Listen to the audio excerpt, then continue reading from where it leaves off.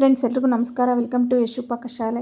Friends, ನಾನು ಇವತ್ತು ನಿಮಗೆ ಸಿಂಪಲ್ಲಾಗಿ ಮತ್ತು ಅಷ್ಟೇ ಟೇಸ್ಟಿಯಾಗಿ ಬೀನ್ಸ್ ಪಲ್ಯ ಹೇಗೆ ಮಾಡೋದು ಅಂತ ತೋರಿಸ್ತಾ ಇದ್ದೀನಿ.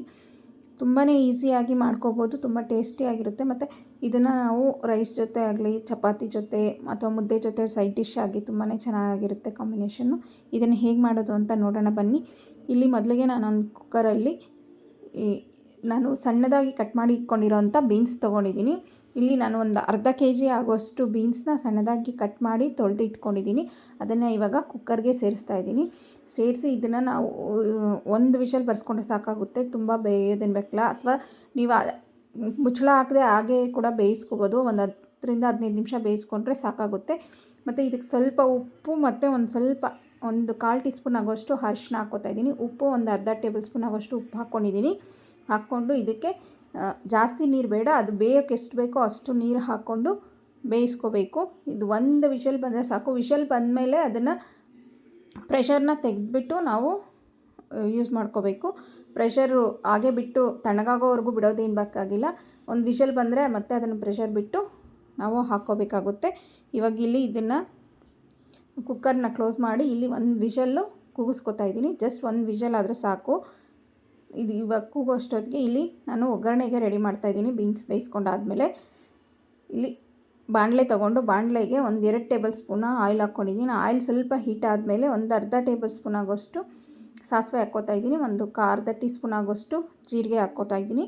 ಅದು ಸ್ವಲ್ಪ ಚಿಟಪಟ ಅಂದಮೇಲೆ ಇದಕ್ಕೆ 1 ಟೇಬಲ್ ಸ್ಪೂನ್ ಆಗೋಷ್ಟು ಕಡಲೆಬೇಳೆ ಸೇರಿಸ್ತಾ ಇದ್ದೀನಿ ಮತ್ತು ಒಂದು ಅರ್ಧ ಟೇಬಲ್ ಸ್ಪೂನ್ ಆಗೋಷ್ಟು ಉದ್ದಿನಬೇಳೆ ಸೇರಿಸ್ತಾ ಇದ್ದೀನಿ.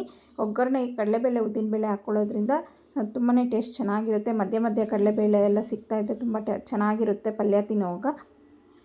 ಅದು ಸ್ವಲ್ಪ ಫ್ರೈ ಆದಮೇಲೆ ಇದಕ್ಕೆ ಒಂದು 4 ಬೆಳ್ಳುಳ್ಳಿ ಹೆಸರನ್ನ ಜಜ್ಜಿ ಹಾಕ್ಕೋತಾ ಇದ್ದೀನಿ. ಮತ್ತು ಖಾರಕ್ಕೆ ನಾನಿಲ್ಲಿ 1-2 ಒಣಮೆಣ್ಸಿನ್ಕಾಯಿ ಮತ್ತು ಒಂದು ಖಾರಕ್ಕೆ ನಿಮ್ಗೆ ಎಷ್ಟು ಬೇಕೋ ಅಷ್ಟು ಖಾರದ ಮೇಲೆ ಹಸಿಮೆಣ್ಸಿನ್ಕಾಯಿ ಹಾಕ್ಕೋತಾ ಇದ್ದೀನಿ.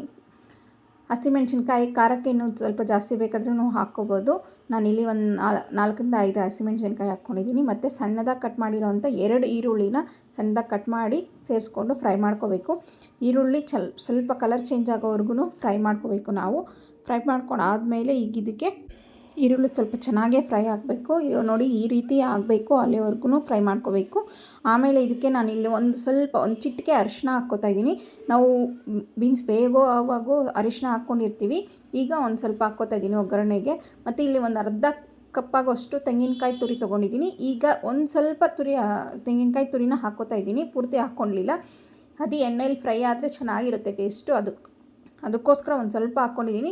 ನೀವು ಬೇಕಾದರೆ ಪೂರ್ತಿ ಈಗಲೇ ಹಾಕ್ಕೋಬೋದು, ಇಲ್ಲ ಪೂರ್ತಿ ನೀವು ಪಲ್ಯ ಕೊನೆಯಲ್ಲೂ ಸಹ ಹಾಕ್ಕೋಬೋದು. ಬಟ್ ಈ ರೀತಿ ಸ್ವಲ್ಪ ಎಣ್ಣೆಲಿ ಫ್ರೈ ಮಾಡಿ ಹಾಕ್ಕೊಂಡ್ರೆ ಚೆನ್ನಾಗಿರುತ್ತೆ. ಮತ್ತು ಇದಕ್ಕೆ ರುಚಿಗೆ ತಕ್ಕಷ್ಟು ಉಪ್ಪು ಹಾಕ್ಕೋತಾ ಇದ್ದೀನಿ. ನಾವು ಬೀನ್ಸ್ ಬೇಯೋವಾಗೂ ಸಹ ಉಪ್ಪು ಹಾಕ್ಕೊಂಡಿರ್ತೀವಿ, ಅದಕ್ಕೋಸ್ಕರ ಇಲ್ಲಿ ನೋಡಿ ಹಾಕ್ಕೋಬೇಕು.